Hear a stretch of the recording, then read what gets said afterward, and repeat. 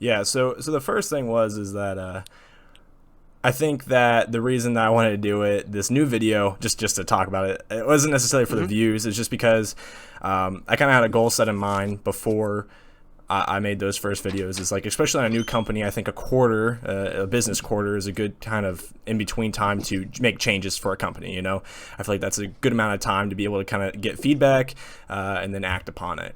So I was thinking that I gave it like a 3-month period, and I kind of wanted to check back in. And that's what kind of this video was going to be. So I'm probably going to do this as kind of like an interactive podcast, because I know a lot of my guys in the Discord for my channel wanted to see something like this, just kind of me and you talking about this, and then I'll probably do a more polished video of me writing a script and talk about the finer points of all this stuff. But yeah, so I've got a Google Doc put up for us that I've got a bunch of questions on. So yeah. You ready? That sounds good. I got about 15 minutes. So got about 15 minutes. That should work good. I'm assuming we can fit it in there. There was one thing I was going to mention, but I don't remember really what it was. Oh yeah. Ask away. I'll try to answer some things, and if I answer it right now and you ask it again in the future, so you can have it kind of like actually better. Yeah. That was the big thing. I wanted to make sure I could quote it like word for word on my video, so I wasn't misquoting anything. That was the main reason why I wanted to record this. I can hear you fine, but I had a feeling it may cut out a little bit. Yeah. So where did I stop? You were talking about the influx of orders from the stimulus checks. Okay. Wow. So we did miss a little bit there. Yeah. Okay. So a lot of orders. Obviously, as soon as everyone's now at home and get stimulus checks, I mean, like it probably like 3 or 4 times normal. So good problem to have being a business, especially in a time like this where a lot of businesses are struggling getting sales. So that was good. And then the downside is obviously the coronavirus has an effect on businesses, and so the effect it had on us was what makes things a little bit more interesting. So obviously, from employees not wanting to come in to having to follow by the regulations Illinois set in place. But honestly, the biggest thing was, can you still hear me good? Yeah, I can hear you fine. The biggest thing was honestly stuff with suppliers. So not only do we have to worry about like ourselves and our business, but our suppliers' businesses, a lot of them became unavailable. They were taking a lot longer to supply product, things like that. So it actually made it so our processing times were taking a lot longer during this. And so we were trying to like send out emails saying, hey, it might take a little bit longer. We were at first planning it was going to be like maybe 12 to 14 days. And that's kind of what it was in the beginning. And then at some points for certain systems, we'd expect like, let's say a big shipment or like a big pallet of motherboards to come in. And it would get delayed for one reason or another. So we had to like message people and say, hey, might be a little bit longer. And what's been amazing is honestly, for the most part, everyone's been super understanding. We've just been trying to be super transparent. Like, hey, we're trying to get this out ASAP between like shorter staff and trying to just kind of figure everything out with our sales heavily going up, but also dealing with like the impact of coronavirus on all companies. So it's been interesting. And now we're finally getting back to the point where we're starting to our business operations are starting to kind of go back to normal slowly but surely, and our processing times are starting to shorten. Sorry to interrupt you, but I want to go on something that you talked about a little bit a second ago. So your suppliers, right? You're talking about your distributors and all that stuff. So, did you disconnect? You there? Hello? Yeah, it cut out there. So you said I heard you say touching on what I was saying. Yeah. So you talked about your suppliers there for a second, and I think that was a big part that I want to talk about, was how new your parts were, because I think that's a big thing that's kind of speculative right now a lot of times when people talk about your company, because you're using pretty old hardware. For instance, your i5 3470 and your Hyper, it's an 8-year-old processor. So like realistically, like if you're looking at it, it'd be hard to find an i5 3470 that's new, right? I mean, Intel's not making them anymore. Either you're either sourcing them from an OEM or not an OEM, but someone maybe like an office building or something like that used them and then doesn't need them anymore, or someone who's just letting them sit on a OEM, kind of like in a pallet in a warehouse that hasn't been touched. So I just like to talk about how you guys supply your parts and like kind of how new they are. So awesome. I will. Where did I stop? Where do you want me to pick up? So I was cutting out right when you were talking about how you guys supply your parts. Okay, cool. So so the what I wanted to mention is, because I know you had mentioned something like, hey, you use a lot of previous stuff, older hardware, and yeah, we definitely, some of our systems have have some like a lot of previous gen parts. But I do want to mention too that we have honestly systems that have both. So we want to offer like both to customers. So if somebody wants something that's more affordable and previous generation, that is hindered a little bit in the upgrade path, we offer that. But we also offer systems that are like pretty much all current gen parts that allow easier upgradability. Like for example, like our Horizon, which is a Ryzen 7, and then like the Carbon, which is like $699, and that one has a Ryzen 5. It's a 1600, but obviously you have the DDR4, AM4 upgrade path.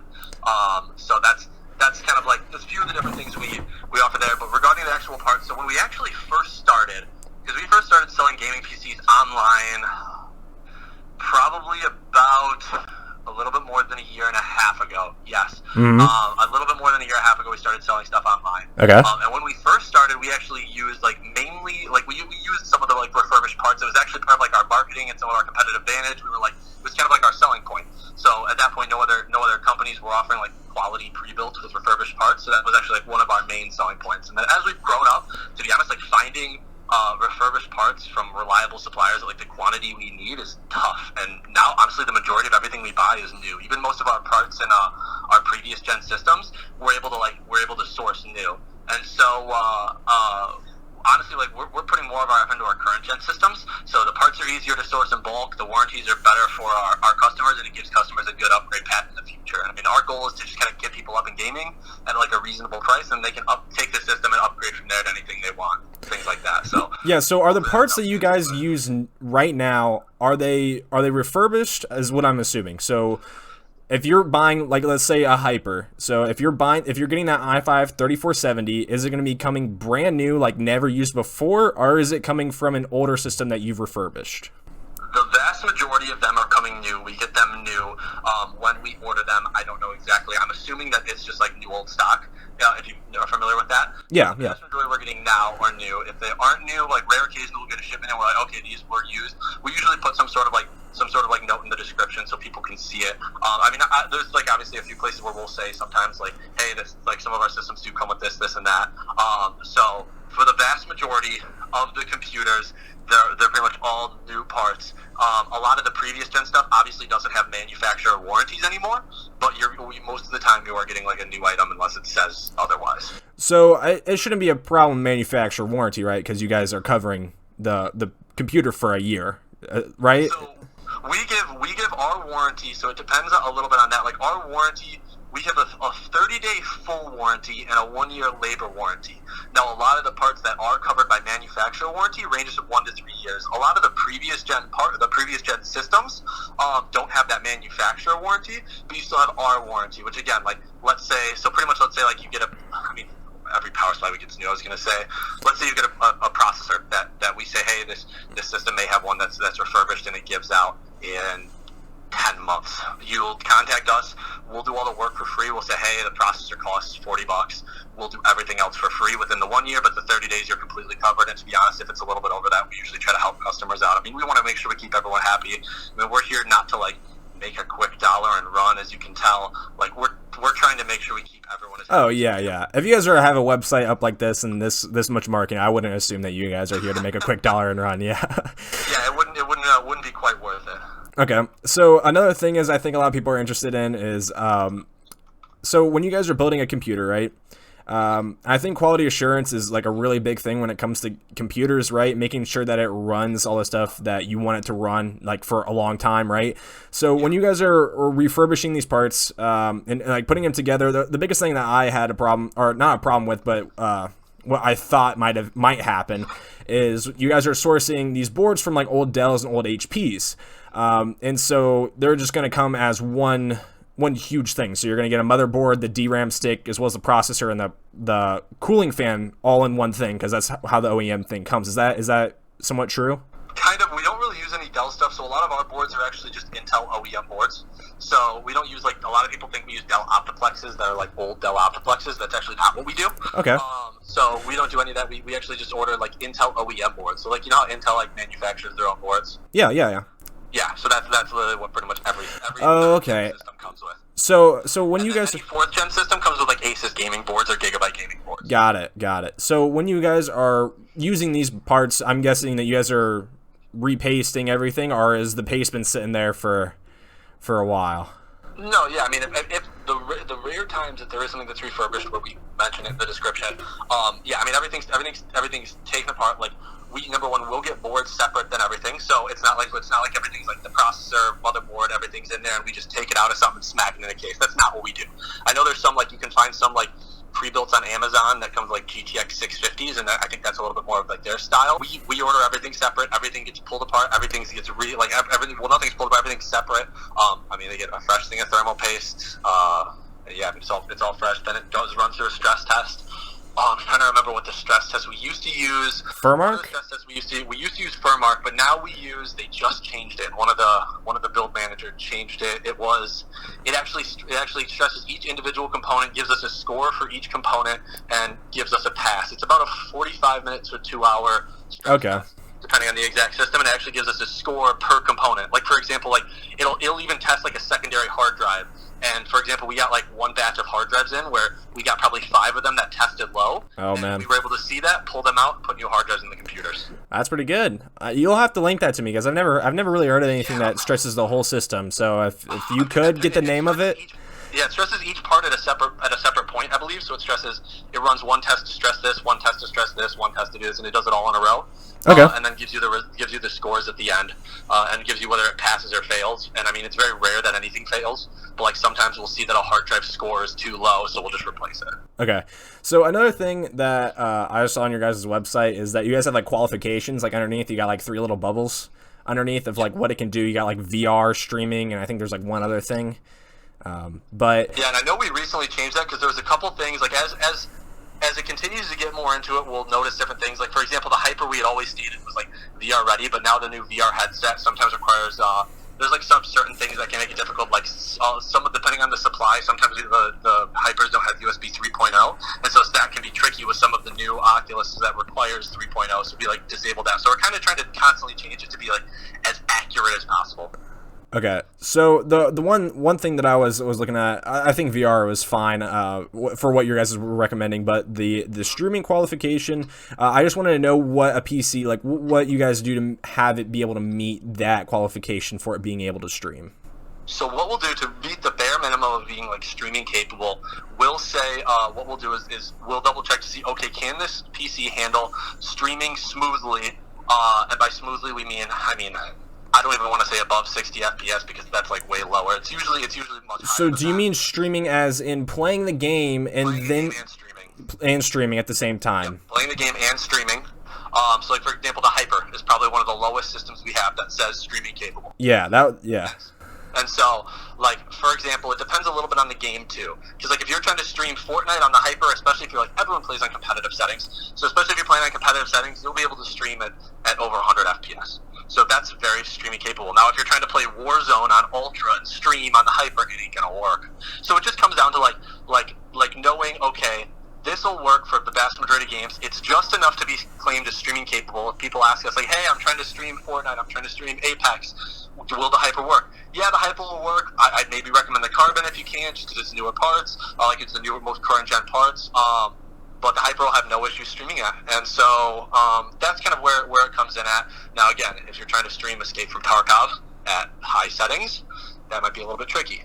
So it comes down to specifics. So my question is that I think, I'm not saying that your numbers are wrong, but above 60 FPS for streaming is kind of crazy, even if you have like a really crazy system. Like if you're playing on high settings, getting above, most people stream at 30 for most streamers out there. At the max is 30 1080p, and I know that's pretty stressful on the system, especially if you're using the encoder on your GPU.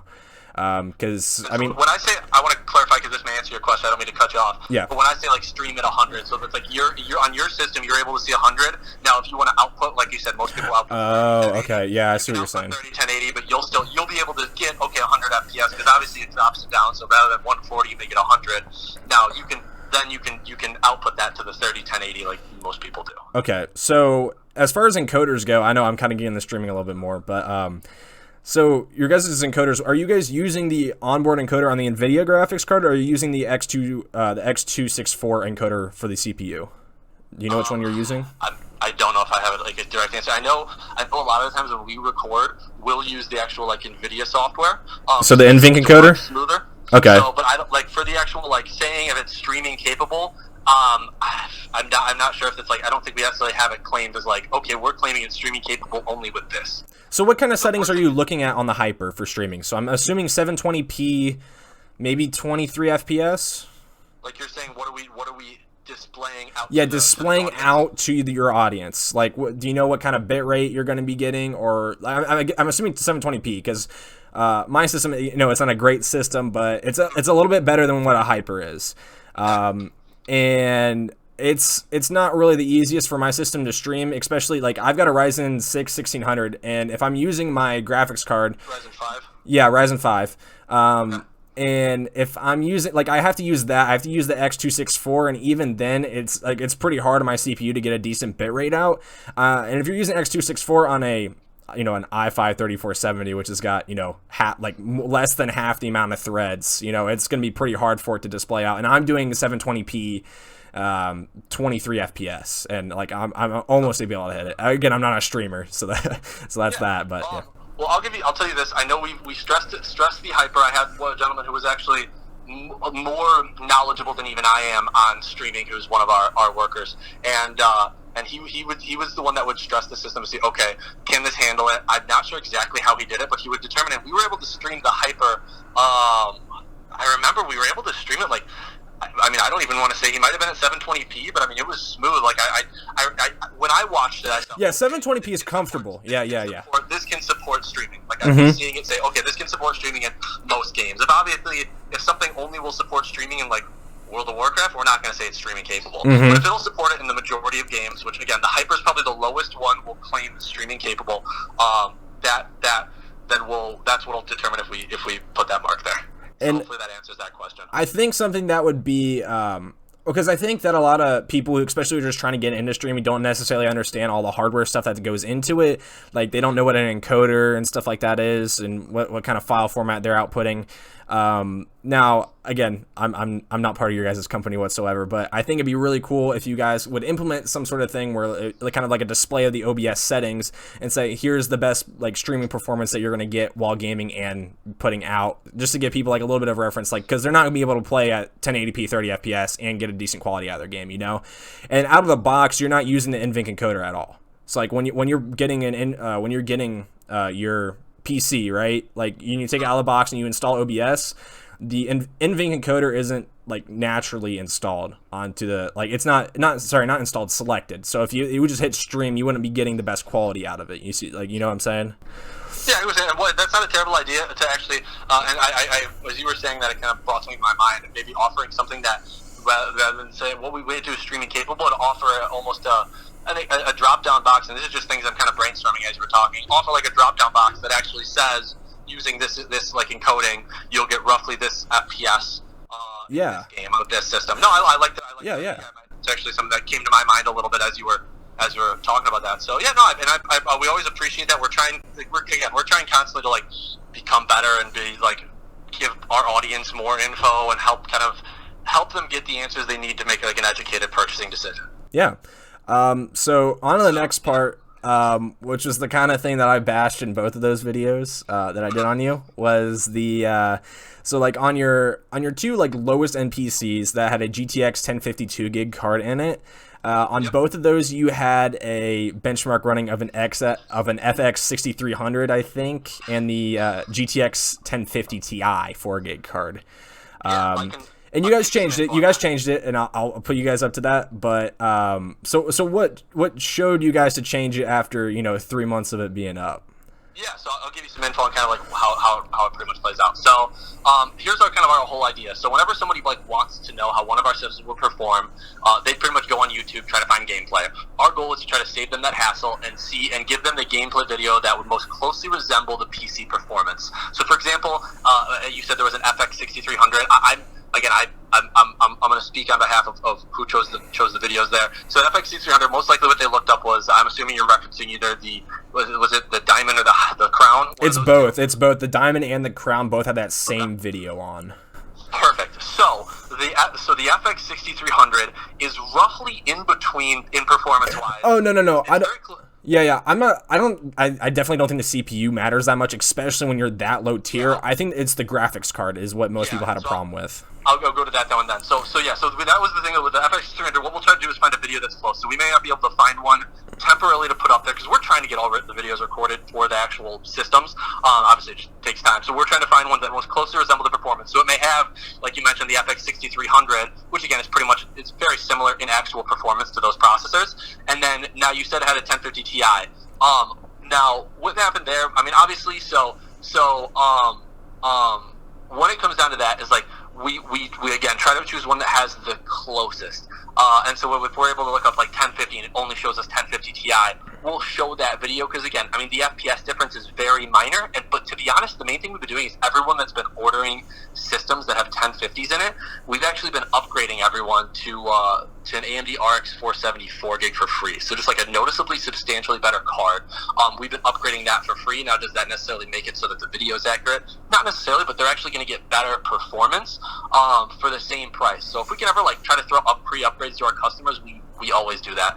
This kind of helps compensate for that video having a higher GPU than our standard system. And I mean, in the end, we want to have all of our gameplay videos actually be gameplay that's recorded on that specific system. Like that was the goal, and we had to put videos into that very closely resembled it, and gave people who had no idea how a computer like with these specs will perform, because if they see 1050 and i5, they have no idea what it is. So we wanted to give them a rough idea. So was it spot on? It wasn't spot on, but it gave them a good idea without being like, hey, we threw a 1080 on there for something that has a 1050 Ti and expected that. It was very similar, but again, we're trying to just re-record videos to get all gameplay videos so they're just spot on accurate. So what's the ETA on you guys getting that done? For example, like the Hyper and the Carbon, most of the videos that are gameplay are on the actual PC. Those have been on there for a little bit now. Yeah, so for the Hyper, I did see that video, but it wasn't done by you guys. It was done by an outside source. It was an outside YouTuber that wasn't linked to you guys. So there's actually a customer who bought a PC from us who launched a YouTube video of, I think it was like, I don't remember what it was, maybe Fortnite on the Hyper. So was this a sponsored video, or was this an actual customer who bought? The customer bought it, made a video. What we do then is we don't download any videos. That what you're seeing there on that monitor is actually just a link. Actually just a link. Mm-hmm. So it's a link. So that way, anyone that views it here is actually also getting views to that creator. Okay. So they're also giving them that creator views, giving them likes, things like that. It just links directly to their video to make sure that they have all the credit for that. It just, the goal of it is to give them access to what they would see if they just like had to leave our site and go look it up on YouTube. That way they don't necessarily have to leave it to get the answers they're looking for. I mean, right now with the whole COVID situation, all of our normal resources are focused on like shipping PCs and customer service. So we haven't had a ton of time to allocate towards social media content creation. It was actually getting all videos was one of the top things on our list, which is why some of those videos already got updated. And then this kind of happened. And so we had to allocate the resources towards the really important things, like, again, shipping computers out fast, getting computers to customers, and making sure our customer service was there to the best of its ability to get people answers. Like our normal content creator has actually been like managing all the new customer service agents we've been hiring. I know he's pretty pumped to get back to creating videos. So yeah, we're planning to launch it. I'm hoping we're starting to go back to normal. We just got all of the new customer service agents are a little bit more relaxed now and comfortable and know kind of what they're doing. We're just starting today to actually get him backed up out of customer service back towards content creation, so we can start to get some more posts active, and then start to get those gameplay videos recorded of any system we have that doesn't have that. So it's hard to give an exact date. I'd hope everything will be situated in the next, I mean, it may be a while, but like next couple months. I mean, obviously it takes a lot of time to get every game for every system we sell, but it's something that's avidly on our mind. The videos there are, for the most part, relatively close to accurate to the gameplay to be expected, and we're trying to get full, perfect, spot-on gameplay videos recorded. So that should answer that. Okay, so my next thing was, so I was looking at your guys' FPS benchmarks, and I think this is, you mentioned Greg Salazar, and I watched his video a little bit later. My video actually came out before his, so, yeah, so, Really? Yeah, I think it did. At least, or I might be speaking on my ass, but at least I didn't see it. I didn't see it because I saw your guys' ad. That's what happened. I was watching a YouTube video and I saw one of your guys' ads, and then I was like looking at your guys' website, and that's what prompted me to make the video. And then I saw him because I am subscribed to him, so I did watch his video on that afterwards. And one of the things that I didn't cover and that he covered was the FPS benchmarks on your weapons, not necessarily in the actual like the monitor screen, but below it, that like it seems fairly selective. Because what do you mean by that? Just so I can make sure I understand. So you can change settings on a system to be able to get higher FPS at an extremely lower resolution than what most people are going to be playing at. So like you could lower it down to 720p. Most people aren't going to be playing at 720p, but a lot of companies, I'm not saying that, so a lot of companies can do this to, bring up their FPS benchmarks to, have a higher sell. But the biggest thing I have, all your other ones are fine, but Modern Warfare was the one that I kind of was like, okay, because again, I'm looking at your guys' Lyte Hyper, and you guys are saying 80 to 100 FPS, and that's like kind of like, GTX 1660 Super kind of gameplay on 1080p settings, Yeah, so I'll give you some info. So all of our FPSs, so again, I mentioned a little bit earlier, most people nowadays play on competitive settings. So 1080p competitive settings. What we usually test on to get FPSs is we play on a mix of competitive settings as well as some up on medium. So obviously, render distance is always on ultra, but then we'll bump some of the textures and stuff like that up to medium just to kind of compensate. And we actually have a video of the Hyper PC on Modern Warfare. I think it's actually on the listing in the gameplay, if I'm not mistaken. Otherwise, it's on YouTube of the Hyper. And it's I think it's a match of like domination or gunfight or something like that. So it's not like it's again Warzone or ground war or anything like that. But it's just a standard match on the Hyper on competitive settings with some turned up to medium, and you can see the actual FPS in the corner. And at certain points, it's breaking 100. At one point, I think it's 110. So we didn't want to say the max one, but we just give you 1080p competitive setting FPS because again, that's what the majority of people play on. Yeah, so I see that, and I think a little bit of part of that is that you're not playing Warzone. Yeah, oh my God, Warzone is on another level. Yeah, that's the thing that I think people kind of encompass Modern Warfare in, because like Warzone is probably the thing that kicked off Modern Warfare to be such a huge game as it is right now. And if you look on Twitch, Warzone's it's its own category, like it's just being played like crazy. So Warzone's actually designed as its own game. Yeah. So it's actually separate. Like it's a separate download. It's obviously free while Call of Duty costs. It's actually a separate game. And when we made those FPSs and when we actually created those videos, Warzone actually wasn't even out yet. Because I myself am a big fan of Call of Duty. Like I love it. It's one of Modern Warfare was the game that really got me super into video games. That's where I spent a ton of time. And I stopped playing Call of Duty when they kind of turned to shit. But I've really enjoyed this new Call of Duty, so we started making more videos on it just because it was a game I enjoyed. And if I didn't have a PC, I would buy a PC for that game. And so Warzone being a separate game, we don't say, hey, it's Warzone, but give Call of Duty FPS. We say, hey, it's Call of Duty, you give Call of Duty FPS. I see what you're saying. But yeah, it's with it being a different game, and with it, especially with when we record videos and stuff like that, it was before even Warzone was out. We try to give people like some people message us, say, hey, curious on what Call of Duty FPS is. Like, okay, hey, just want to curious, are you playing Call of Duty or Warzone? Like, oh, I'm playing Call of Duty. Okay, cool, here's the FPS. I'm playing Warzone. Warzone is like one of the most demanding games out right now. Like my system with a 2080, and I'm like, it's kind of what my system with a 2080, depending on where I'm at, I'll get between on medium to high settings between 80 to 100 FPS with a 2080. So Warzone's on a whole nother level. Yeah. So I think that was what my problem was, because I didn't know that. I didn't know that you guys were encompassing or weren't encompassing Warzone into Modern Warfare, because I think of that just kind of as a branch. Like they're both kind of connected. I know that they are two separate games. But I guess, yeah, that definitely clears things up for me, and hopefully it clears things up for anybody else who's buying. Yeah. Have you guys ever thought about putting on a tab next to Modern Warfare of Warzone and maybe what the FPS of that might be, or is that kind of so there's the consistent battle of styling and making the website look really nice and giving a ton of valuable information, because I would love to dump so much stuff out there, like this exact streaming FPS on this game, this is the FPS you get on each different setting for each different game. But when you do that, it gets too crowded. So it's the constant battle of trying to give really accurate information to customers and giving them all the information they need while making it where the website still looks nice and functions well. So we may add that out at one point, or maybe we'll switch out one of the games we have listed there for Warzone. But right now, there's not an exact kind of idea in mind. I have I'll give you at the end of the call, I'll give you a little preview of the next thing we have coming out that I have a feeling is going to be, people are going to be pretty excited about. Okay. So that kind of answers my whole FPS benchmark video kind of thing.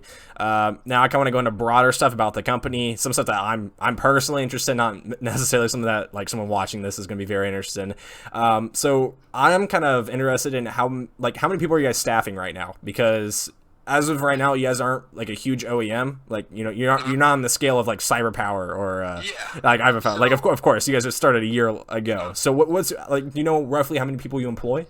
Yeah, so it started about a year and a half ago. When we first started, it was actually 2 people. Right when we very first started, quickly got up to 5 people. We now have roughly like 30 people that work here full time. Okay.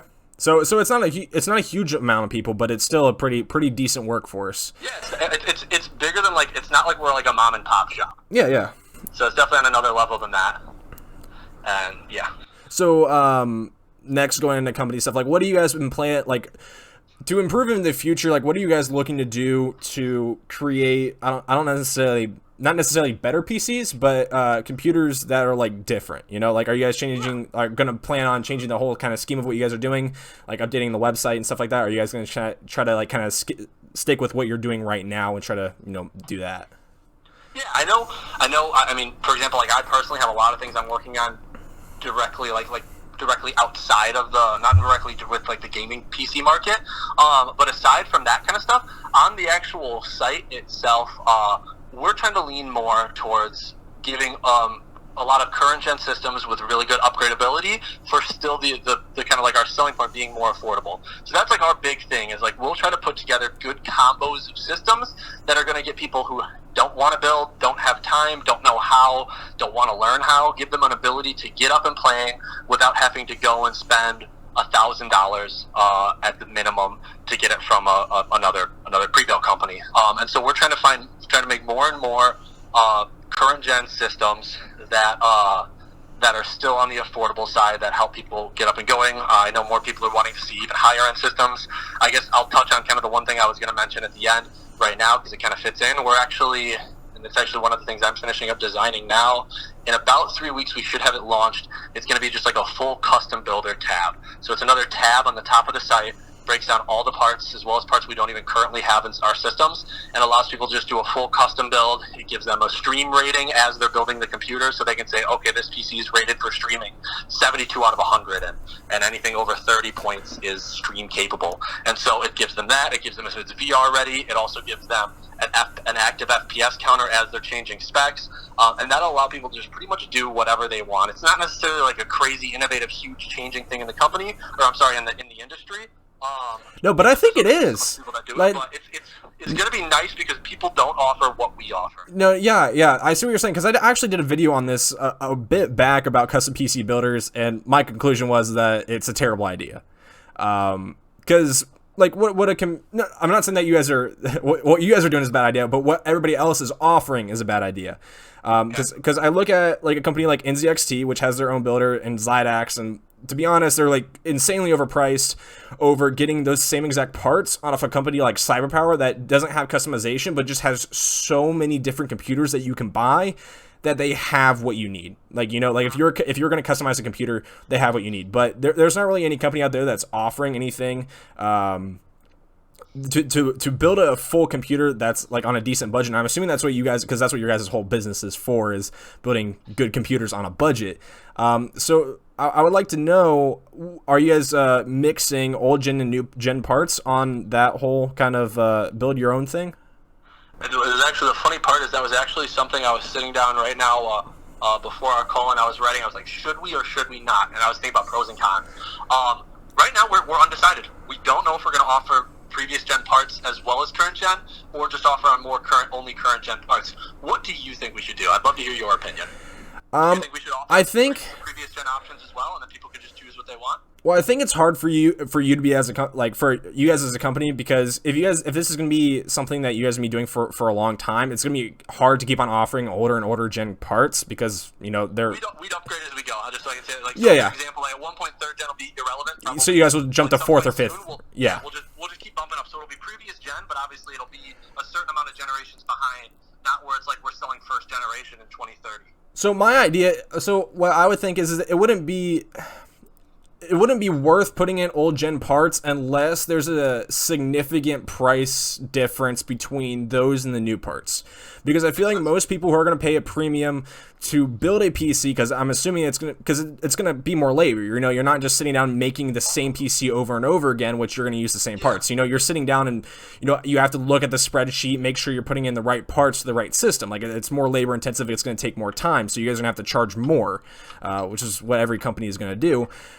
So the only thing would be is that you'd have to make it in order for the older gen parts to make it worth it to have over the older gen.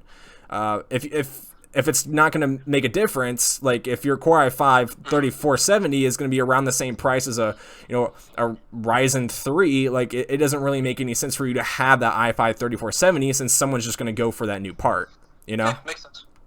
So yeah, that's kind of what we're figuring out. So unsure, but the whole building side and trying to keep the price affordable. So right now, how we have it, where we show kind of like the rough estimation of the price, the part per price, or the price per part you pay, and then it had the build fee, and then usually on our normal builds, you have like a discount on top of it.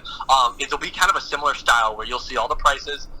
You'll be able to actually, though, rather than just seeing the prices of the parts in the computer you look at, you're able to actually choose the price, choose all the parts that you want, and then there's the same $99 build fee, and that's it. Everything, it just gets so it'd be the same $99 build fee. Like, you wouldn't be charging more? $99 build fee.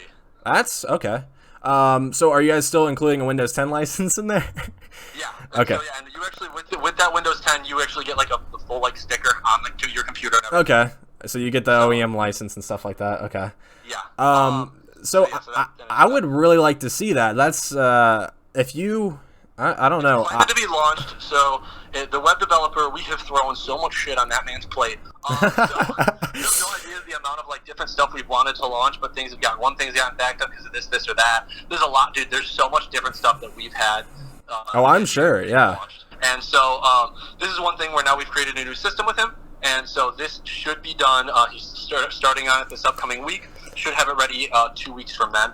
Okay. And, then should be live on the site. If you could email me about when it's going to be going up, I would love to sit down and take a look at it and do a comprehensive review. If you have any notes that you would like me to go over in that video, I would definitely like to see them. So yeah, I'd definitely like to do that for you guys. Awesome. And then do you have any other questions? I got to start wrapping it up semi-soon, but I can answer. Yeah, so actually, I don't know if I have any more. I think we kind of covered everything. Is there anything that you want to talk about to anybody who's listening? No, I mean, that's the main thing. I mean, we obviously have our place in the market. We're pretty straightforward. Like a lot of the times, building yourself is cheaper, but there's so many people that don't want to deal with it, don't know how.